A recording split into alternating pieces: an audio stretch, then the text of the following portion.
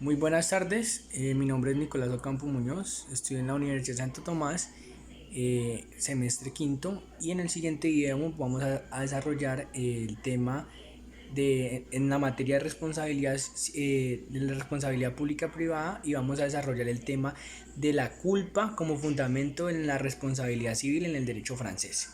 ¿Listo? En primera medida tenemos que abordar de dónde proviene esa responsabilidad civil en materia de culpa.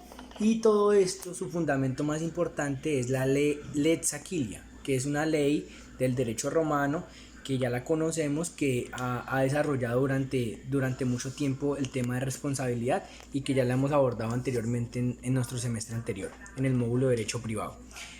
Después a esto aparece el gran siglo XIX, que como lo sabemos es un siglo donde ocurrieron muchos acontecimientos importantes.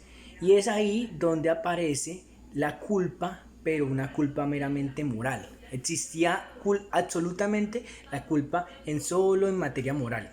Y es ahí donde se va desarrollando la idea, y a finales de ese mismo siglo XIX aparece una culpa, pero una culpa más objetiva. ¿Cómo aparece la culpa objetiva? Con la teoría del riesgo. Esta teoría del riesgo fue desarrollada por dos autores muy importantes de Europa, que fueron Saleiles y Josserand. Fueron dos autores muy importantes en la responsabilidad civil en materia de culpa objetiva, que fueron los que desarrollaron la teoría del riesgo.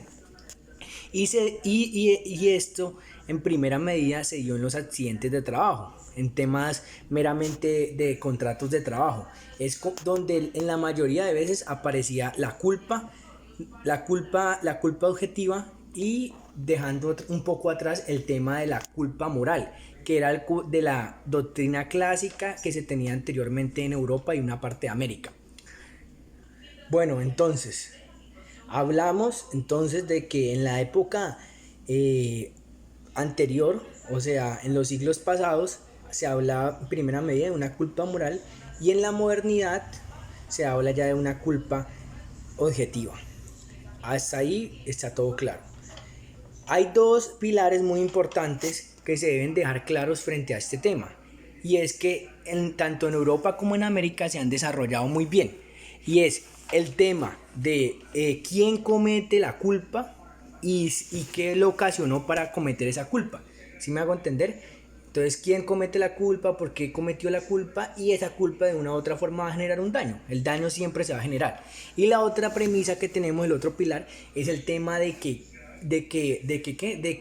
que si es una culpa exclusiva de la víctima. Puede ser una culpa exclusiva de la víctima, como lo hemos visto en nuestros semestres anteriores. El siguiente tema es muy importante. Nos lo da también la época clásica. La doctrina clásica nos habla de tres elementos importantes para la culpa. Uno de ellos claramente es la ilicitud, o sea, que vaya contrario a una norma. La siguiente es la norma, y la siguiente es la imputabilidad que puede tener esa conducta, o sea, esa culpa, ya sea una culpa moral, como nos decía la teoría clásica, o como nos lo dice la moderna, una culpa objetiva. Se podemos decir que es una forma más racional de analizar el tema. Entonces aquí vamos dejando claridad de cada uno de los temas que hemos tocado. La culpa es algo indispensable para poder determinar una responsabilidad civil, independientemente de la responsabilidad que sea y de la culpa que hemos desarrollado.